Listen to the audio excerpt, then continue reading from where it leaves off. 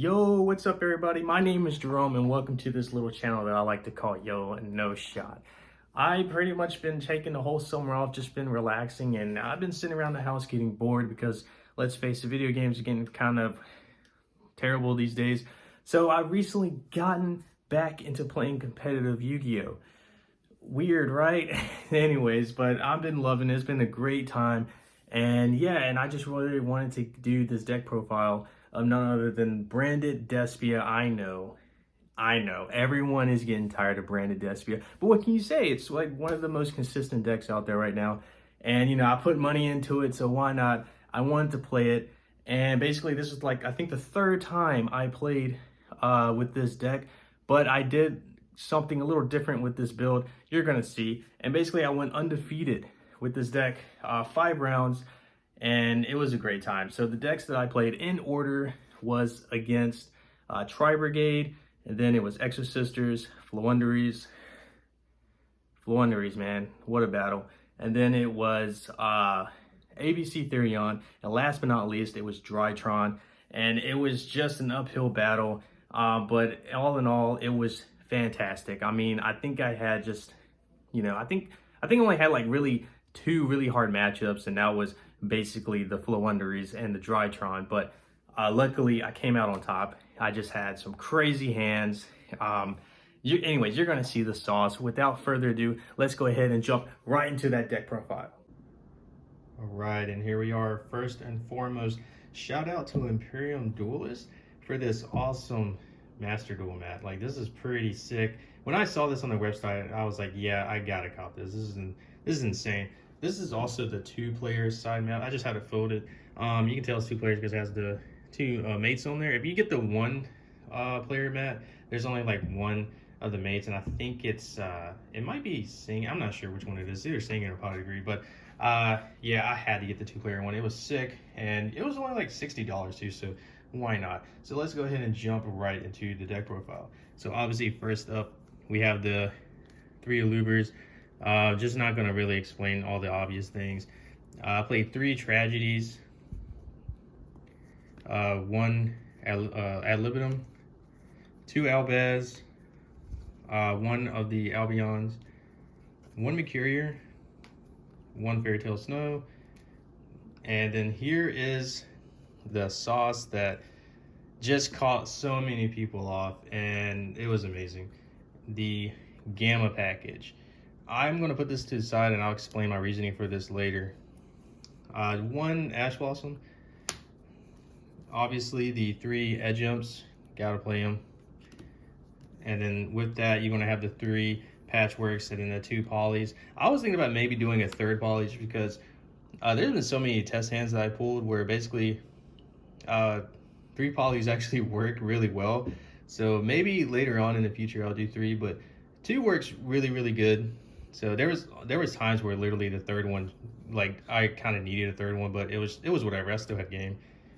Then the obvious things, obviously, is just the 3 branded fusions, 3 branded openings, the 1 branded in red. This is different. So only 1 branded in red because I did do the trap card, and the trap card is basically the same thing. It's just on the field rather than in your hand and on the field, but I'll get to that later. And then the 1 branded lost, the freaking god card of this deck, so stupid and so busted. 3 allures. I kind of like the whole all gas no brakes version. That was what I was playing the week prior, and I went 3-1 with that. I lost in time. It was stupid. I shouldn't have lost. I should have won that anyways. But you can cut these. You can cut these, and I'll explain what for later though. And then I did 2 crossouts. That was why I did the one Ash Blossom, was just to save myself from being ashed. And then obviously the 1 called by, the 1 Foolish, and then the 1 trap card, the Branded Banishment, that I am a little controversial about. All right, and then for the extra deck, nothing special. It's the same as everything else.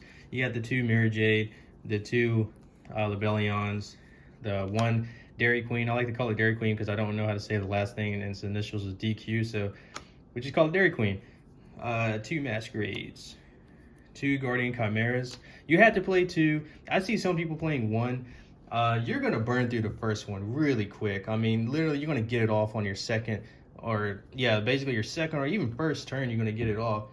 So you definitely need the second one. The second one literally can close the game out instantly. So I would recommend playing 2 of these for sure. 1 Starving Venom Dragon. Never made it. You can cut this. Never made it once. Also the Predator Plant guy. Crazy name. Never made it either, but I think this one's more valuable than the Venom Dragon. And then I played 2 Albions. Now, you can play 3 of these, and I agree, because you're going to burn through these really quick. I typically, especially since I did the Cyframe, the Gamma package, you know, there's a lot more lights. You can burn through one of them really quick, and then the second one is going to go really fast because of Mirror Jade. So with this build, you definitely have to keep track of these 2 because, like I said, you're going to go through them really fast. And then obviously the 1 Tri-Brigade one, I don't even know, the Brigade, whatever. He's only here just to get the Mercurier. That's it. Never summon him at all. And the 1 Titanclad. Titanclad is cool because he can close out the game. A lot of people don't really see him coming. And yeah, I mean, he's literally there for me just to close out a game. Or if I really want a Fallen Valdez in my hand, because I already burned through the Albion, so I'm just like, all right, cool, I'll just send this, get a Fallen Valdez to my hand, and yeah, just go ahead and wrap the whole duel up. All right, now for the side deck, pretty interesting. So only 1 the Wind Kaiju. Now this is pretty funny because I was not planning on anyone showing up with Floowandereeze, and so when I got there, well, no, actually, right before I went, it was early in the morning. I was just like, man, you know what? Maybe I should just put in this 1 Kaiju, just in case. So I put the 1 Kaiju in, and lo and behold, I actually matched a Floowandereeze player. And in the final duel, he's going first, and he just sets up the Mist Valley Omni Negate one, Impin, and the last one was the Barrier Statue. And I was like, I draw for turn, and here it is, and I'm like, oh my god, what a freaking draw. This is gonna win me the game. And it did. It won me the game. And so I'm glad I put this in at the last second. Did 2 DD Crows. Seen them, never used them, so I don't know if I'm going to do these again. I'm not sure. I did 1 Token Collector. I was doing 2, and that was when I was like, okay, maybe I should take 1 out for the Kaiju. I'm glad I did because I never used this.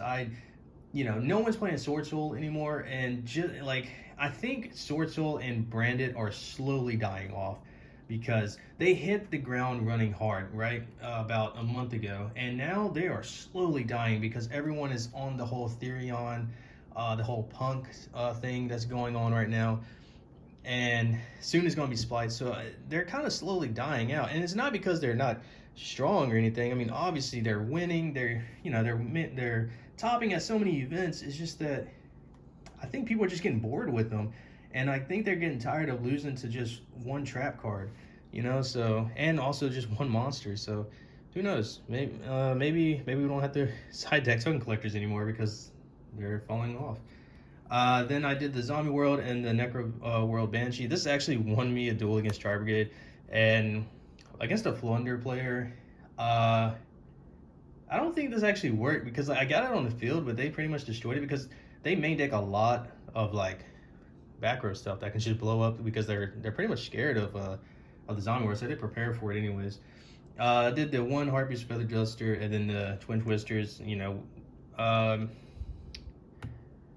pretty much for the back row decks or for the Mystic Mine, even though a lot of people say that this deck struggles with playing against Mystic Mine, and in my opinion, it really doesn't, because you gotta think, polymerization, right? So if you got 2 monsters on the field and 1 in your hand, you can make Guardian Chimera blow up 2 cards on their field, as long as they got 1 monster on the field. So, and on top of that, you can also, if you have the same amount of numbers as they do when it comes to monsters, and you have Fairy Tale Snow in the graveyard, you can get rid of your monsters and summon Fairy Tale Snow and book one of theirs.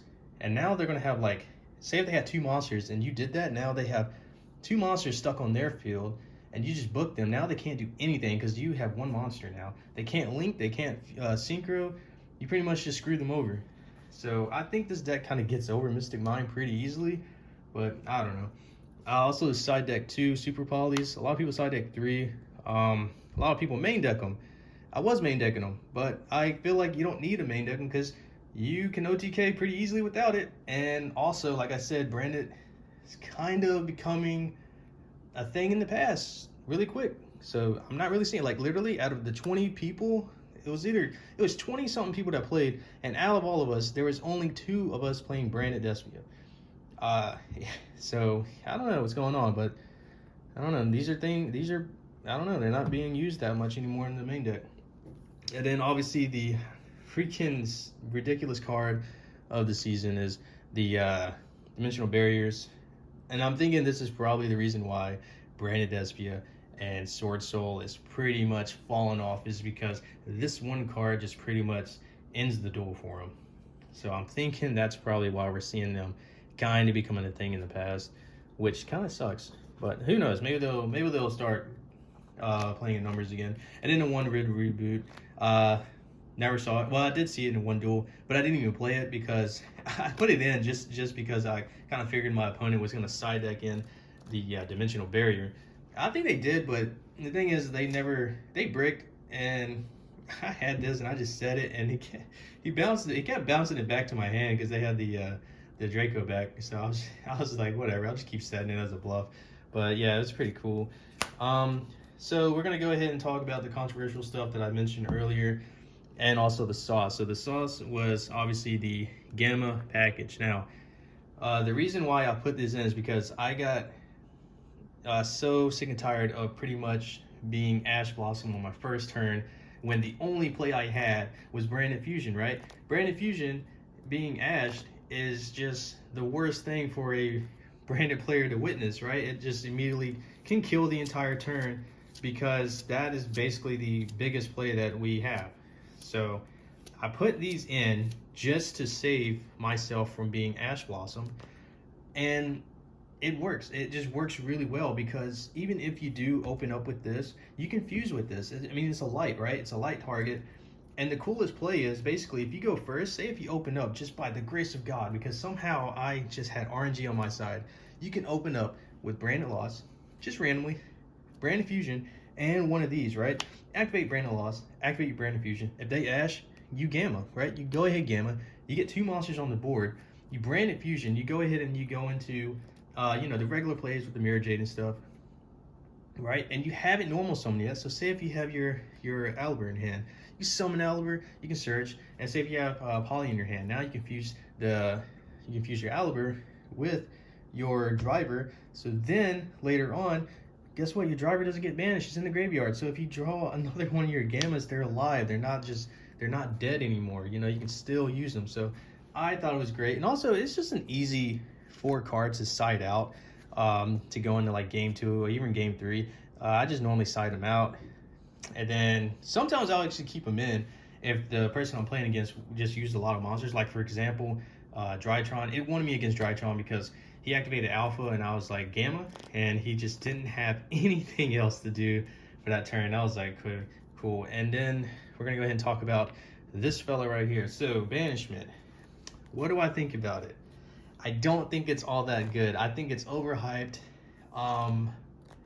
In all honesty, I used it one time. Out of the entire duel, I used it one time. It's cool. It's a searchable super poly. Great.